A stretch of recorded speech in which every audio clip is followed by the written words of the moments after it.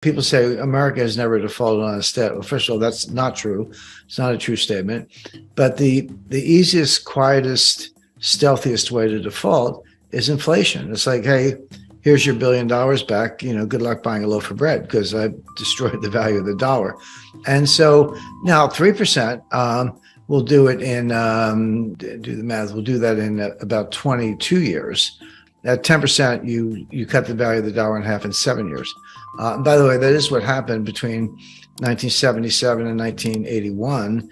In that 5-year period, the dollar lost over 50% of its purchasing power. According to Jim Rickards, hyperinflation is coming to America, and the raising of interest rates won't be able to help fight inflation. In fact, it will make inflation even worse. Inflation will impact stock market as Jim Rickards think it will bring the economy into recession, and unemployment will go up to 4 or maybe even 5%. But all Jerome Powell can say is, too bad, that's painful and we have to get there, but we're gonna pay higher prices if we don't. And then there's the myth of 2% inflation. The Federal Reserve have something called inflation targeting, where if they fail to have at least 2% inflation per year, then it means the economy is going into deflation, or to put it simply, the economy is slowing down and therefore unemployment is gonna go up and the economy will go into recession. In order to prevent that from happening, the Federal Reserve have to target the inflation to at least 2% per year in order to bring price stability to the market and to keep the economic wheel running smooth. At least that's the theory, but to Jim Rickards it doesn't make any sense. The Fed have raised interest rates way too high, but the inflation is not going down yet. In fact, inflation goes way up even higher than before. People said between 1913 and 2023, the dollar has lost 95% of its value, but we don't need to wait for another 110 years. Jim Rickards explains that in the 1980s, the dollar loses half of its value in just 5 years. Will it do that again? Will the economy goes into recession? Let's find out. A lot of people like to bang the table and say, since the creation of the Fed in 1913, the dollar has lost 95% of its purchasing power. Well, that's a true statement, but you don't need 110 years. We lost 50% in 5 years between 1977 and 1982. So inflation is insidious. It is a tax. It is a form of theft. But like the kid with the mother's wallet, if you keep the theft in small little bites, but do it long enough, you can get the whole thing and no one will notice. So they say we want 2% because we want to be able to cut if we have to. But the real reason is we want to basically erode the value of the debt and erode the purchasing power of the dollar in ways that you don't notice. And they can be very patient. That's how they do it. But to your point, Addison, well, hasn't the Fed been raising interest rates? Yes, but real rates are still negative. So if inflation's 9 and the Fed's at 2, the real rate is -7. That's a really, really low interest rate. And if you say, okay, inflation's come down to 6 and the Fed's up to 4, about 4.5 right now. So the real rate is now -1.5 in my example. Well, that's a lot less than 7, but still a negative real rate. We are not in the world of positive real rates. So then the question is, okay, how is the Fed doing at getting inflation to the target, the 2% we talked about, and we explained why that's their number.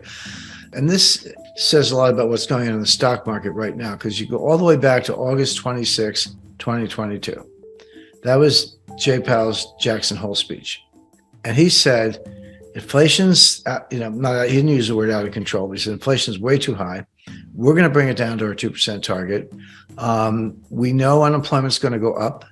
We know we'll probably have recession. He did not use the R word. He didn't say recession, but he said, growth will suffer, unemployment will go up. That's just a fancy way of saying there's going to be a recession. And we're not going to stop until we get there. And so in other words, too bad, unemployment's going to go up to some number, I don't know what, 4 or 5%, which is pretty high. It's right now it's 3.4, I believe, the lowest since 1969. So unemployment's going to go up. The economy's going to go into recession, but too bad. That's the price we all have to pay to get inflation down under control. And the way to 2%, in other words, and the way Jay Powell rationalizes this, he said, yeah, that's painful, and we're going to pay a high price to get there, but we're going to pay a higher price if we don't. If we don't get to 2%, and we let this thing spiral out of control and we even stay at 4 or 5% for a prolonged period of time, that the economic damage from that in terms of lost investment, misallocation of capital, basically people losing money on their investments, is going to be much higher than maybe a short recession. Here's the interesting part. Jerome Powell scares the market with 6 speeches. He said the same thing again and again. We need to get to 2% inflation, which means raising the interest rates even more, and therefore we're going to have a recession and unemployment is going to go up. With the Fed being hawkish, the market should go down. Instead, the market got rallied because they believe inflation is going to go down soon. Jim Rickards thinks the Fed is already reached at something called the terminal rate, a rate which inflation will go down on its own, so the Fed won't need to raise the interest rates any further. But the Fed keeps raising it and making the economy crash even further. So how is it going to end? When will the Fed needs to stop raising interest rates? Let's listen to what Jim Rickards have to say. So he said that the market didn't believe him. The market rallied, went down a little bit right around that time, but then the market rallied in October. And he comes out at the end of September, gives another speech at an FOMC meeting, comes out November 2nd, gives another speech, comes out November 30th, gives a speech at the Brookings Institution, and then comes out in mid-December with another speech, and then again a couple of weeks ago on February 1st. So it's like 6 speeches in about 5 months. And he said the same thing every time. He said, we're getting to 2%. Believe me when I said we're going to have a recession. Unemployment's going to go up. Too bad. We have a lot of work to do. We're not done. The market has flipped on and off. Half the time the market doesn't believe me. Go, yeah, you say that. But in fact, inflation is coming down faster than you thought. You're probably, I should introduce a concept. I guess a lot of people have heard of it, but there's this new concept called the terminal rate. The Fed's trying to get to the terminal rate. And so what's the terminal rate? Well, no one actually knows what the number is. I don't know, but neither does Jay Powell. But it's a theory.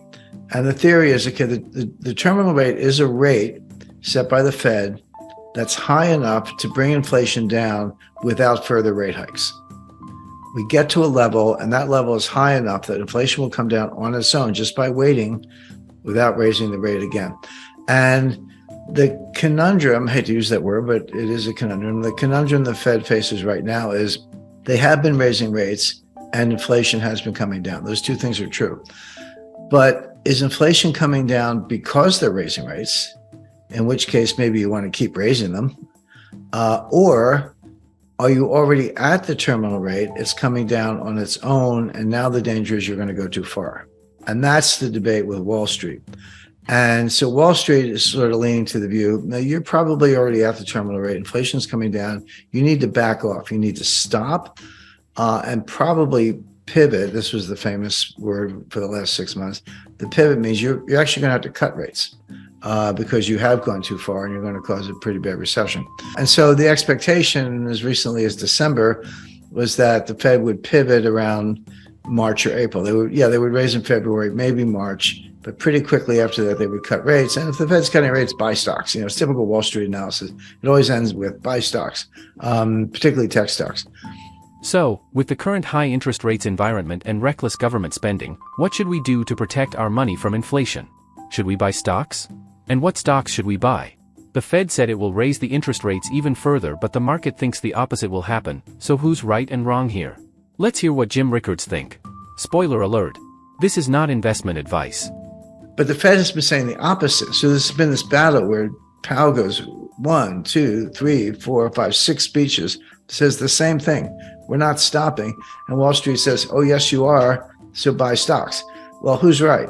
Well, there's an old saying on Wall Street, don't fight the Fed. I don't think of it as who's right or wrong. You could have an opinion. The way I think of it is I just want to know what you're going to do. Because if I know what you're going to do, then you can trade accordingly. You can plan for that and you can prepare for it. And what they're going to do is they're going to keep raising rates. Even if they're at the terminal rate already, I think they might be. Even if they are, they don't think so. Their opinion counts for a lot more than mine. And they're going to keep going. But by the time inflation comes down enough to say, yeah, okay, we're at the terminal rate, nice job, it'll be too late. They will have gone too far because the Fed's always the last to know.